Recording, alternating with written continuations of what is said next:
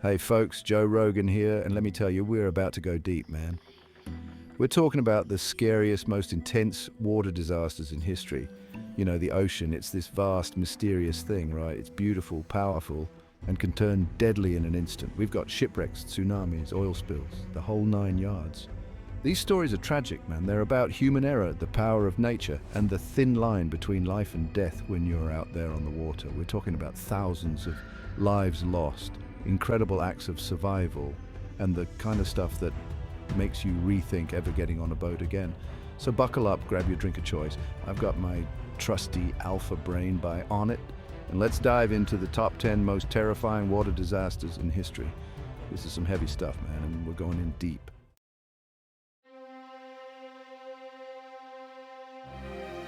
All right, so picture this. The Philippines, 1987. The MV Dona Paz, a passenger ferry, is cruising through the Tabla Strait. It's packed, man, absolutely packed. We're talking way over capacity, like sardines in a can. Now, at the same time, you've got this oil tanker, the MT Vector, heading straight towards them. Nobody's really sure what happened. Maybe someone wasn't paying attention. Maybe it was just bad luck. But bam, these two ships collide. And I'm not talking about a little fender bender here. This was a full-on catastrophic collision. The Vector was carrying thousands of barrels of gasoline, and when those two ships hit, it was like someone lit a match in a fireworks factory. The fire exploded, engulfed both ships, and the water around them turned into a raging inferno. People were jumping overboard, trying to escape the flames, but the water itself was on fire. It was absolute chaos. Now, remember how I said the Dona Paz was overcrowded? It wasn't just a little over. It was supposed to carry around 1,500 people, but it had over 4,000 on board. That's insane, man. So you've got this massive fire raging, people trapped below deck, and not nearly enough life jackets to go around. It was a recipe for disaster, and sadly, that's exactly what happened. Over 4,300 people lost their lives that night. Can you imagine, man?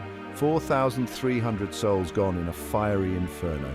It's the deadliest peacetime maritime disaster in history. Only 26 people survived to tell the tale, 26 out of over 4,000. That's just unfathomable. The Dona Paz tragedy is a stark reminder of what can happen when safety regulations are ignored and ships are treated like floating sardine cans.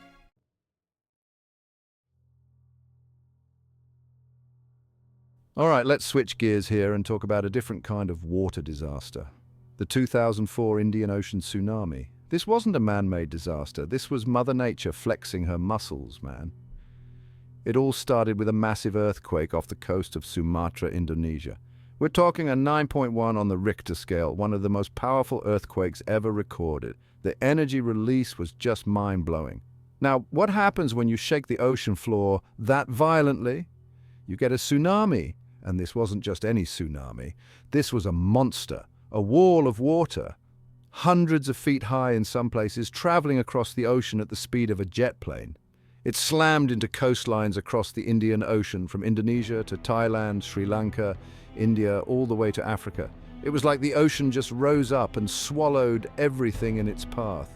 Imagine you're on vacation, relaxing on a beach in Thailand. The sun is shining, the water is crystal clear, and then, out of nowhere, you see this wall of water coming straight at you. That's what happened to thousands of people on December 26, 2004. The tsunami hit without warning, wiping out entire villages, resorts, everything. The devastation was unimaginable. Over 230,000 people lost their lives that day. That's more than the population of some small countries, man. It was the deadliest tsunami in recorded history. The world watched in horror as the images poured in, flooded streets, destroyed homes, bodies scattered everywhere. It was a stark reminder of the raw power of nature and the fragility of human life.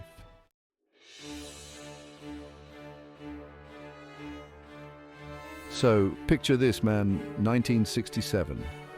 The Beatles are dropping Sgt. Pepper's. The Tory Canyon, this massive oil tanker, runs aground off the coast of England. And this one was carrying a ridiculous amount of crude oil. And you know what happens when that much oil hits the water? It's a disaster, man. Beaches in Cornwall and Brittany totally trashed, black, gooey mess everywhere.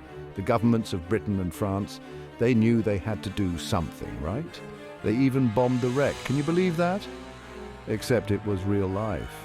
and the stakes couldn't have been higher. It showed the world just how vulnerable we were to these kinds of disasters, and it forced everyone to start thinking about tanker safety, oil spill response. This wasn't even the first major oil spill, but it was definitely one of the biggest and most impactful. The Torrey Canyon spill was a major turning point. We need to get our act together. But here's the thing, man, accidents still happen. These massive spills that just devastate the environment. We got to keep pushing for cleaner energy, better technology, and a deeper respect for the planet, because here's the truth, we're all connected, man. What happens in the ocean, it affects all of us. The future of the planet depends on it.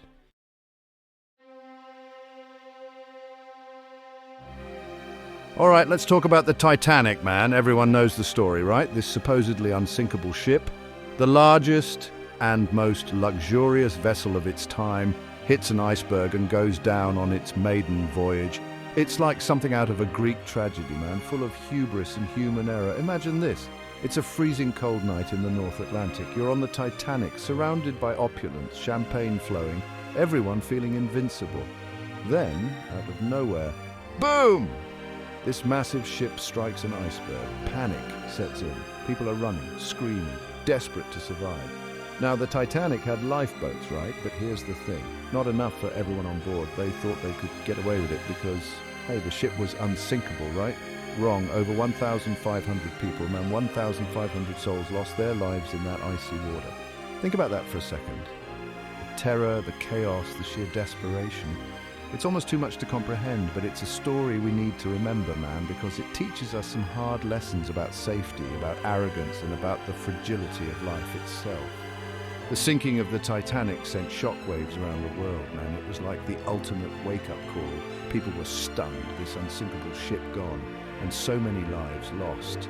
It was a tragedy of epic proportions. But you know what they say, right? Sometimes it takes a disaster to create real change, and that's what happened after the Titanic. The world said, enough is enough. They knew they had to prevent this kind of thing from ever happening again. So what did they do? They completely overhauled maritime safety regulations. Lifeboat requirements increased dramatically. The International Ice Patrol established to track icebergs and warn ships. They even started taking radio communication more seriously. The Titanic might be gone, but its legacy lives on.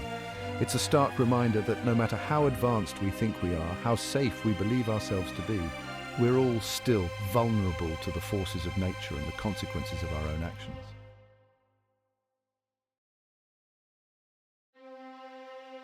This one, man, this one hits hard. The MV Seawol, a ferry carrying over 470 people, many of them high school students on a class trip. Can you imagine the excitement, the anticipation of these kids ready for a new adventure? And then tragedy strikes. The ferry was overloaded, man. They crammed way too much cargo on board and it wasn't properly secured. And then the crew makes this sharp turn and the whole thing starts to list. Panic sets in. People are slipping on the tilted decks. Things are falling. It's chaos. Now, here's the really heartbreaking part. The crew, they start abandoning ship. But they tell the passengers to stay put. Stay put. Can you believe that? Those poor kids, trapped inside that sinking vessel, following orders that would ultimately seal their fate. Over 300 people lost their lives that day. Man, over 250 of them, high school students. It was a national tragedy in South Korea, man. Parents, families, the entire country devastated. It was one of those events that just rips your heart out. The Seawol disaster, man, it wasn't just a horrible accident, it was a systems failure, a combination of negligence, incompetence, and a blatant disregard for human life. The investigation revealed a whole slew of problems. The ferry was carrying more than twice its legal cargo limit. Safety regulations were ignored. And the crew, instead of evacuating the passengers, they were more concerned with saving their own skins. This tragedy sparked outrage and protests across South Korea. People demanded answers. They wanted to know how this could have happened, and they wanted someone to be held accountable. And they were right, man, because when something like this happens, when so many innocent lives are lost due to greed and negligence, there has to be accountability, there has to be justice, and there has to be change. The Seawol disaster was a painful reminder that safety should never be compromised, and that human life is precious and irreplaceable.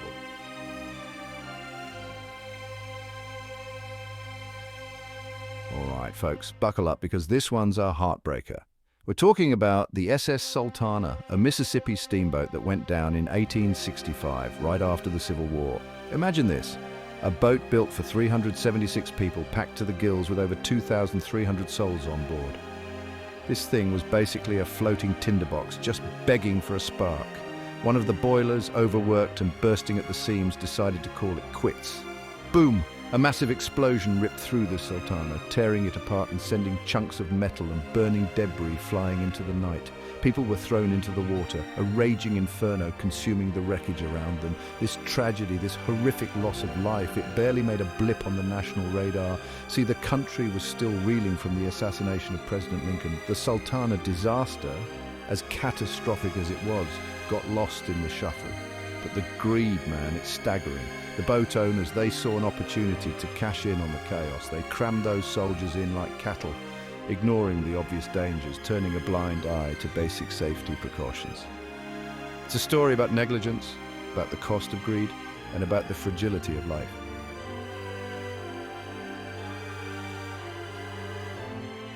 Let's dive into one of the most controversial maritime disasters in history, the sinking of the RMS Lusitania.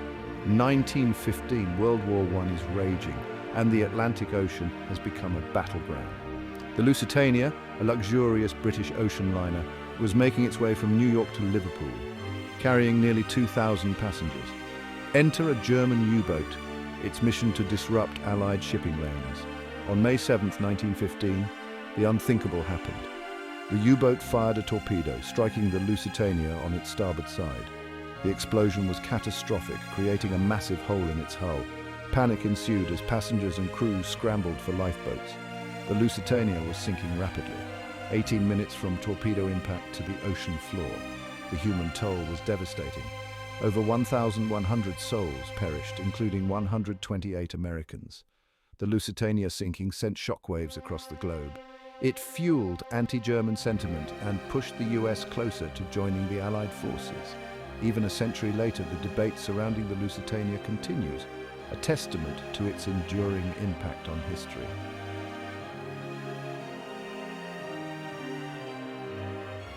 All right, folks, get ready for a story that's as tragic as it is infuriating. We're talking about the MV Lajula, a Senegalese government-owned ferry that went down off the coast of Gambia in 2002. Imagine this, a ferry designed for 580 passengers, crammed with over 1,800 souls on board. On September 26, 2002, just a few hours after leaving port, the Lajula encountered a violent storm. The overcrowded ferry, top-heavy and buffeted by strong winds and waves, capsized in minutes. The official death toll stands at over 1,800, making it one of the deadliest maritime disasters in history. Investigations revealed lax safety regulations, poor maintenance, and a culture of complacency. The Lajula disaster is a stark reminder of the human cost of negligence.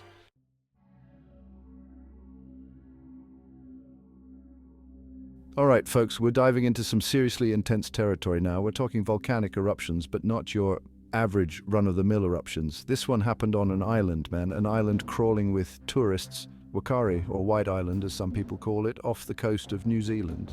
This thing was a ticking time bomb, and in 2019, boom, it blew. Ash, rocks, scalding hot gas, the whole 9 yards just shot straight up into the air, engulfing the entire island in this crazy, deadly cloud. People had no time to react, man. It was like something out of a nightmare. The aftermath was devastating. 22 people lost their lives that day, man. Think about that for a second. 22 lives gone in an instant. And it wasn't just the people who died. Many others were messed up, man, seriously burned, some with injuries that'll stick with them for the rest of their lives. This whole thing really makes you think, about the power of nature and how we're just visitors in these environments. It's a harsh reminder that even with all our technology and safety precautions, Mother Nature can still throw us a curveball, and sometimes we're just not ready for it.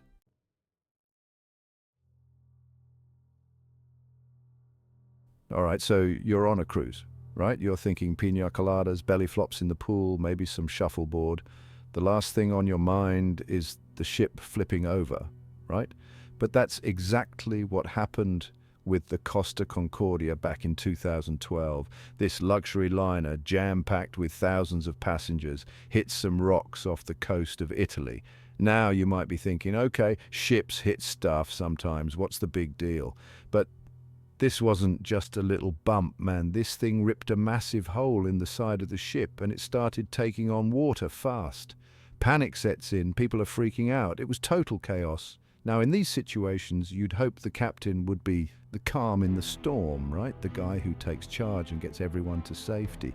But that wasn't the case here. The captain of this ship, Francesco Schettino, basically bailed on his own passengers, man. He hopped into a lifeboat and left everyone else to fend for themselves. Can you believe that? It was a complete dereliction of duty. 32 people died that night. And this guy was later found guilty of manslaughter. The whole thing was a disaster, man. A real black eye for the cruise industry.